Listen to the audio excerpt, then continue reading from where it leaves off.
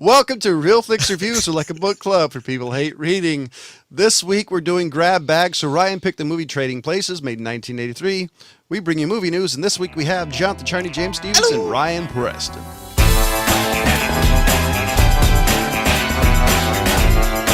So I have the description of Trading Places. A snobbish investor and a wily street con artist find their positions reversed as part of a bet by two callous millionaires. Yeah, that works. It's pretty much the whole plot. I mean, honestly, more or less. I mean, it's a really high concept kind of a thing. What if two rich guys, were able to switch a rich dude with the poor dude? You know, there's not much to it, but it's the age-old question. You're right. Yeah. That age-old thing that And this 1980 between like the mid 90s is like the butter zone for Dan Aykroyd. You know, I'll watch any movie within this time period with Dan Aykroyd because it's kind of before he like went way off the deep end. He just wanted to see Jamie Curtis was still topless. Nuts because you got to remember the original script for Blues Brothers was something like 300 pages long. Yeah, it was some crazy thing that involved just really out there situations. Yeah, I mean, he had to give his dealer a job too. Hey, James Belushi. Yeah, for sure. That was the one random part in this whole movie. All of a sudden, you see him partying in a gorilla suit. It's just one of those that they kind of like threw it in there just for the fun. I love that though. Nice monkey outfit. It's a fucking gorilla. To me, this is one of a pair. You know what I mean? To me, this one comes directly before Coming to America, and Coming to America, I mean, is also sort of really loosely tied to it in as much as Mortimer and Randolph basically reprived their roles in the end of Coming to America. But I mean, this is right at the beginning of sort of Eddie Murphy's like incredible movie stardom. I was going to say, this is when Eddie Murphy was funny. Yes, that's exactly my point as well. Really funny, and wasn't doing things for his kids, which, as noble as that is, we all like to see him, cuss and act like a complete insane maniac. See, I don't think it was doing it for his kids. I think he was doing it for his alimony payment. But probably. Now, like, people that may only know Eddie Murphy as Donkey. The Donkey, or Norbert. What the hell were all those movies that he did as the woman? Isn't it Norbert? No, not Norbert. In a Nutty Professor. Yeah, yes. He did Nutty Professor and things he did like that. 8 characters. Dr. Dolittle. Now, this is when Eddie Murphy was at his prime, really. Yeah, this is why, if you ever wondered why he was famous, it's because of shit like this. And if you watch the scene where the introduction to him, when he's on the skateboard rolling around, I mean, that is just hilarious, especially when he's with the cops. Like, oh man, thank you guys, that's awesome. I can walk, I can see, it's amazing. Thank you so much. And see, the best thing about this movie is you can't do half the stuff they did in this movie. No. Like, my favorite part was Dan Aykroyd is like a Jamaican, just so how random it is. It like all of a sudden he's in dreadlocks and you have got black like shoe polish like, all over like shoe face. Polish, and you have Jamie Lee Curtis is like Heidi. Yeah, she wasn't Sweden, she was Norwegian? No, it was like Belgium or something like that. I just half the stuff in this movie we're so politically correct now, you could never do. Yeah, and the fact that they totally did the Negro thing on him.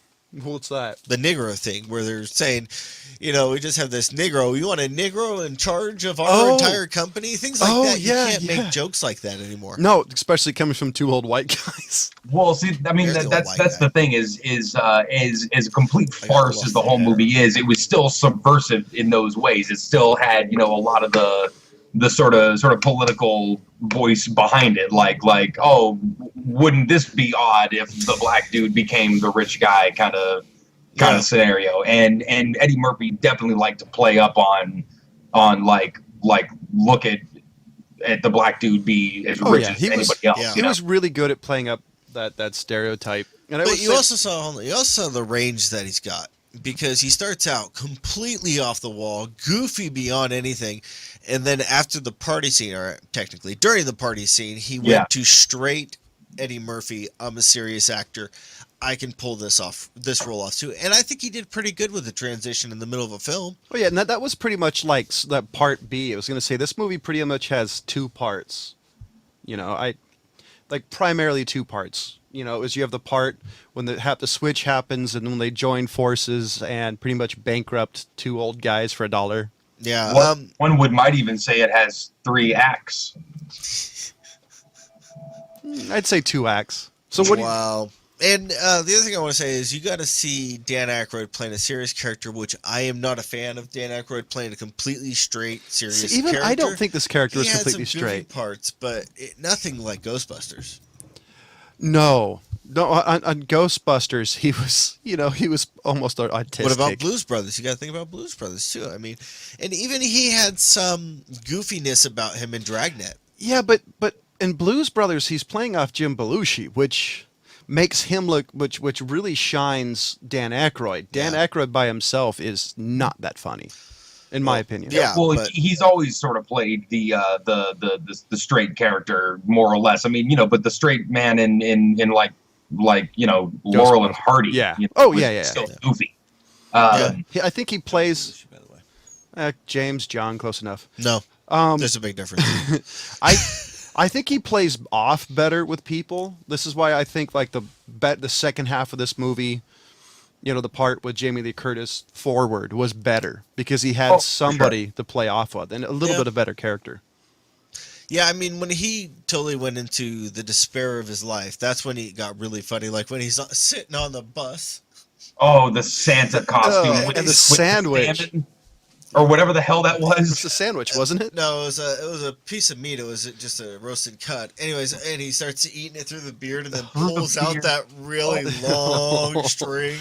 I mean, that part was hilarious. And then the fact that he completely was off the wall, which isn't far of a stretch, Dan, just saying. But, he did it in such a way that you actually got some laughs out of it, or at least I did.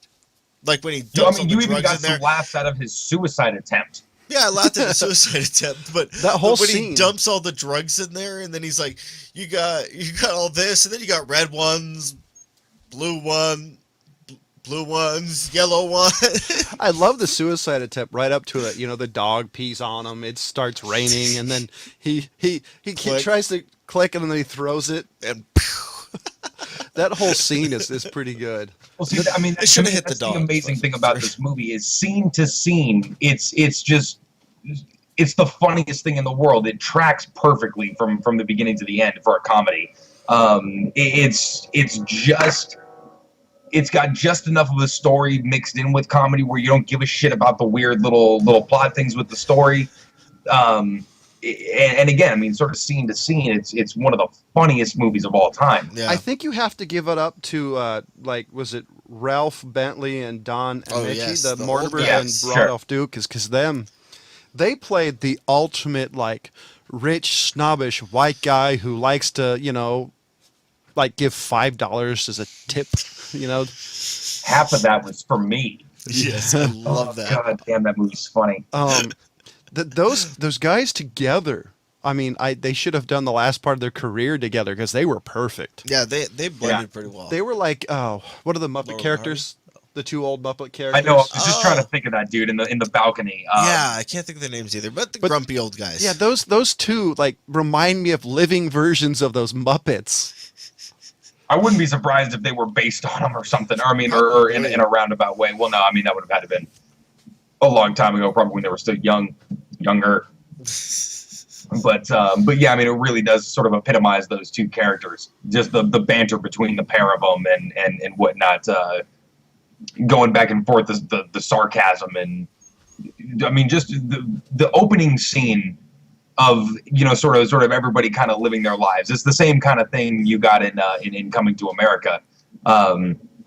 Where he just kind of introduces you to the life of these people, and Coming to America, the royal penis is clean, Your Highness, is like the funniest line that's ever been uttered.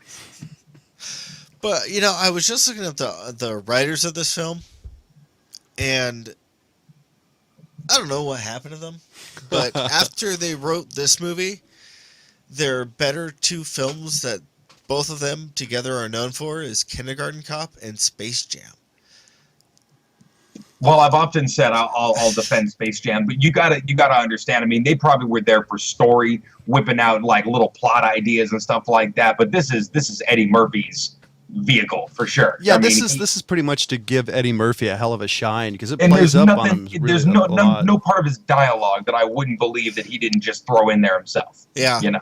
Yeah, he was kind of, for a long time early in his career, he was very much like Robin Williams, where you'd sit him down and need like an hour of tape, and you come away with 3 days. Yeah, you put him in a room with some props, and then you just kind of roll tape on him. You let him roll. Except, and then you need a couple of like language coaches or a couple people to figure out what he's saying. Like in Robin Williams' stand-up career, one of his stand-up interviews said they finally had to find somebody who spoke Yiddish because of all the Yiddish jokes they were throwing. Right. Now, one of the things I was going to say is, this movie, as Ryan said, it's one joke after another, setting up and playing off of the previous scenes, the Vice, things like that. But, Ryan thinks it's the funniest movie, but for me, it doesn't really stand out. I don't know what it is. Maybe I'm more of a slapstick kind of guy, and this really wasn't slapstick. This was dialogue jokes and scenario jokes. Do you guys agree with that? No, like slapstick. I agree with you in as much. I mean, it definitely did have its moments of physical comedy. But I don't lean towards the slapstick. I definitely probably lean a little more towards this type of just kind of subversive and the big setup punchlines. Even all the plot devices were just setting up punchlines later on. That's what I'm saying. It's a situational comedy. This is what this film is really more. Oddly enough, for me, this movie is, even as a kid, felt more like a drama with a light drama with comedy elements versus a comedy with. You mean like Arthur?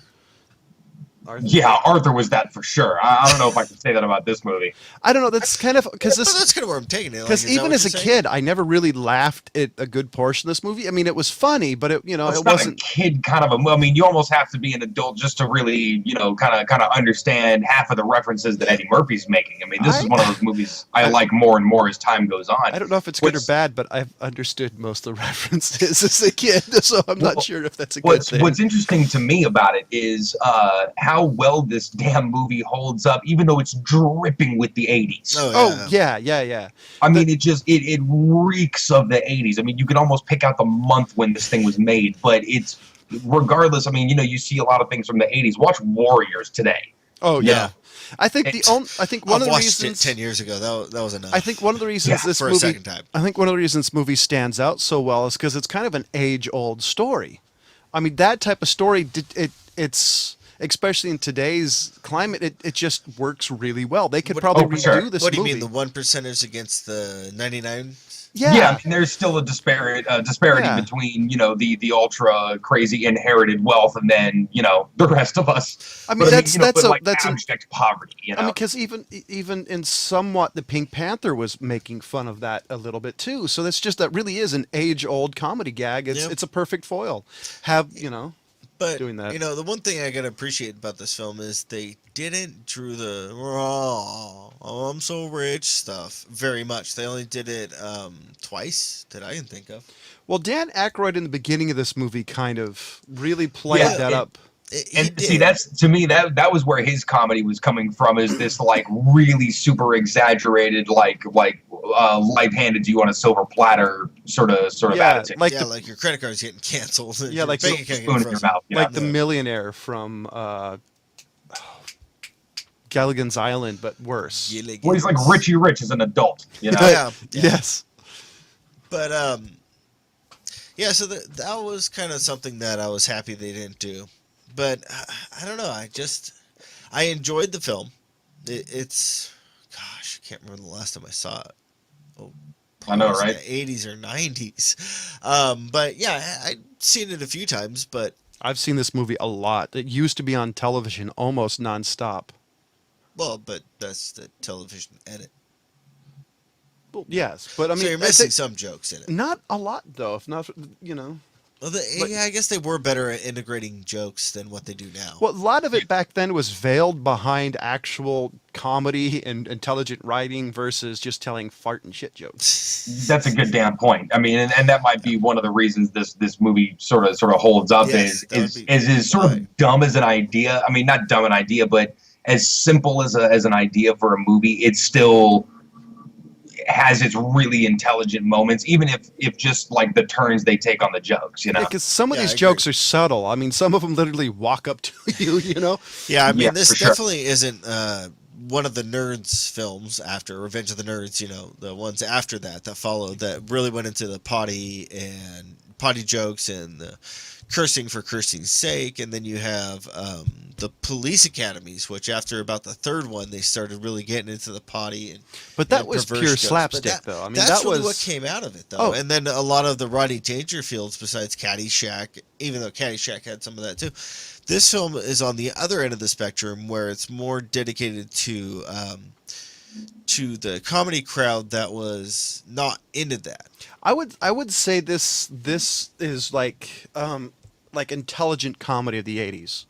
Like to some degree. I mean, there is some slapstick, there is some lowbrow humor, but I think a lot of this movie is on some level a little bit more intelligent because some of this you legitimately have to think about. Yeah, but I would agree that Ryan and I are pretty much kind of agree on most comedies, but that's because we were more into the vaudeville, the smart jokes, the things like that, along with a little bit of slapstick humor here and there. See, we're Marx Brothers fans. So yeah, we're not Three Stooges. I mean, there's not a lot wrong with the Three Stooges. I have nothing against them, nothing but respect for the Three Stooges. But yeah, stuff like Marx Brothers, that was way more my speed. Of just they were always the smartest guys in the room. Yeah. So I mean, like Bugs Bunny. so what do you think, though? I mean, do you think this is intelligent comedy? I mean, for the 80s?